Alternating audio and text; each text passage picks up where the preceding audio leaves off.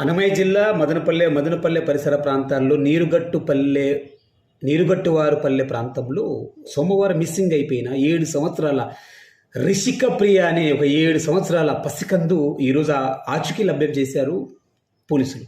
ఎలా అంటే అదే వీధిలో ఉన్నటువంటి అదే వీధిలో ఉన్నటువంటి కులదీప్ అనే ఒక 25 సంవత్సరాల యువకుడు ఆ అమ్మాయిని తీసుకెళ్ళి తన ఇంట్లోనే అత్యాచారం చేసి చంపి ఒక నీళ్ళ డ్రమ్ములో కుక్కి పెట్టాడు.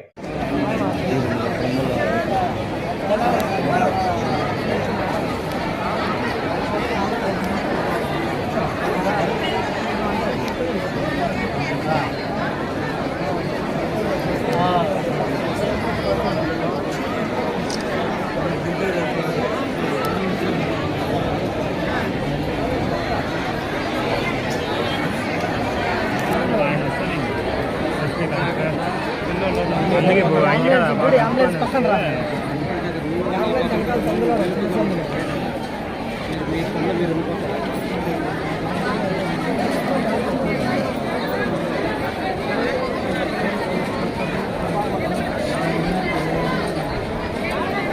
బాడీ లోపల ఈ రూమ్లో ఈ పక్క రూమ్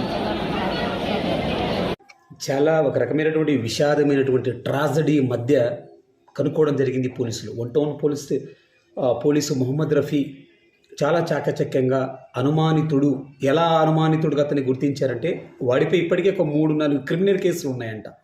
ఎడైతే వాడు కులవర్ధన్ అనే వాడి మీద 3-4 క్రిమినల్ కేసులు ఉన్నాయన్న నేపథ్యంతో పోలీసులు కూడా చాకచక్యంగా వాని ఇంటి తలుపు కొట్టడం, వాడు తీయకపోవడం, మనకి ఇంటి కిటికీ తెరిచి మరీ పోలీసులే వీడియో షూట్ చేస్తూ అక్కడ ఏం చేస్తున్నాడు వాడి పరిస్థితి ఎలా ఉందని కనుక్కొని ఐడెంటిఫై చేసి మరీ వాడిని పట్టుకొని వాడిని పోలీసుల భాషలో వానితో నిజం చెప్పిస్తే అమ్మాయిని అత్యాచారం చేయడం, తర్వాత అమ్మాయిని చంపడం కోసం అని చెప్పి చంపి నీళ్ళ డ్రమ్ములో కుక్కి పెట్టడం జరిగింది. వెంటనే వాడిని అక్కడి నుంచి పోలీస్ స్టేషన్కి తీసుకెళ్లారు. కాకపోతే అక్కడ ఉన్నటువంటి వాళ్ళందరూ మా అమ్మాయి ప్రాణం తీశారు, వాడిని ఎటువంటి పరిస్థితుల్లో వాడిని వదిలిపెట్టే ప్రసక్తి లేదు, ఈ మానవ హక్కులని అవని ఈ కమిషన్లని మళ్ళీ ఇది చేయొద్దు, దయచేసి వాడిని మాకు అప్పగించండి అంటూ కులాలు మతాలకు అతీతంగా ఆ పసిబిడ్డ మరణానికి, ఆ పసిబిడ్డ బాధిత కుటుంబానికి ఊరు అంతా ఏకమై పోలీసులతో వాగ్వాదం చేస్తున్నారు, వాడిని పట్టించండి అని.